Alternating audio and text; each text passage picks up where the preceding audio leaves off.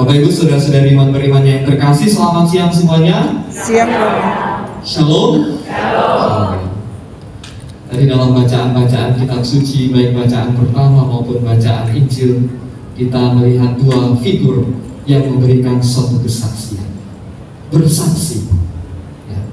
Kalau dalam persekutuan doa, istilah bersaksi itu menjadi hal yang sangat biasa.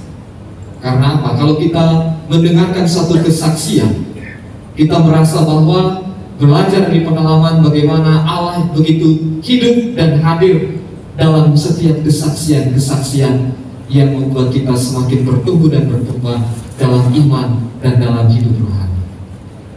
Dalam bacaan pertama kita mendengarkan Paulus yang bersaksi bagaimana dulunya dia yang adalah seorang pengikut, ya, seorang penganut agama Yahudi yang begitu taat.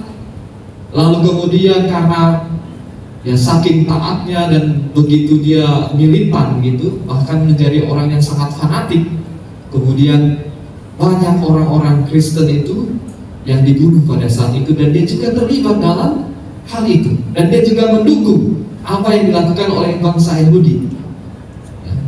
Tetapi setelah pengenalannya kepada Kristus, dia sendiri mengatakan, dia bersaksi, segala sesuatu kuanggap rugi, segala sesuatu kuanggap sampah karena pengenalanku akan Kristus.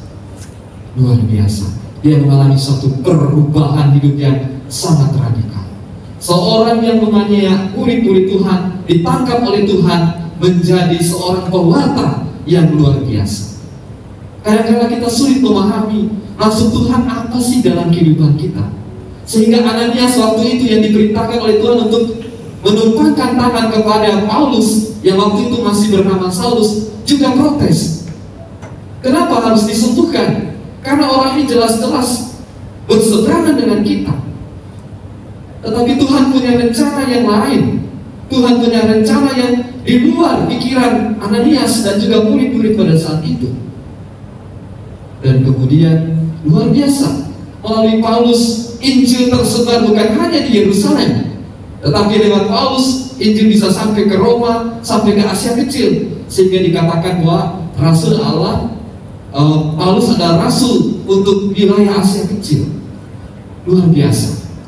Tuhan sudah merancang segala sesuatu, dan Tuhan punya hak. Dia menetapkan siapa saja yang akan menjadi bagian di dalam karya pelayanannya. Ya, Paulus bisa mengalami hal seperti itu karena dia sungguh-sungguh mengalami suatu pertobatan yang luar biasa. Kalau Paulus bisa, maka kita pun juga bisa. Begitu. Kemudian dari bacaan Injil kita juga mendengarkan Yesus bersaksi. Ya, dia memberikan kesaksian yang sungguh nyata. Dia mengatakan kepada murid-muridnya, kepada orang banyak, janganlah gelisah hatimu, percayalah kepadaku dan juga kepada Bapa. Di rumah Bapakku ada banyak tempat tinggal, ya. Percayalah kepada Allah dan juga kepadaku. Di rumah Bapakku banyak tempat tinggal. Kalau seandainya tidak, pasti kukatakan kepadamu. Kalau Tuhan mengatakan demikian, maka Tuhan tidak berdusta. Bahwa suatu realitas kehidupan yang kekal, rumah Bapa itu ada.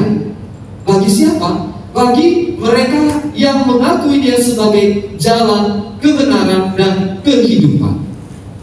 Kita semua yang berkumpul di sini, kita sungguh-sungguh mengimani bahwa Yesus sebagai jalan, kebenaran, dan kehidupan. Jadi kita sudah berjalan pada jalan yang tepat. Yesus adalah jalan supaya kita sampai kepada hidup yang kekal. Yesus adalah jalan supaya kita juga sampai kepada rumah yang disediakan oleh Bapa bagi mereka yang percaya kepadanya. Ini adalah suatu kesaksian. Nah, pertanyaan untuk kita adalah, lalu tugas kita kan juga dalam kehidupan keluarga, di tengah jemaat, di tengah masyarakat, maka kita juga punya tugas yang sama untuk bersaksi, sama seperti Paulus, dan tentunya juga berguru kepada Yesus, ya, yang memberikan kesaksian tentang hal-hal yang membuat kita bertahan sampai kepada hidup yang kekal. Kita juga diutus untuk bersaksi, Bapak Ibu saudara-saudari yang terkasih. Bersaksi tentang pengalaman iman kita. Apa yang kita hayati, apa yang kita yakini tentang Allah di dalam kehidupan kita.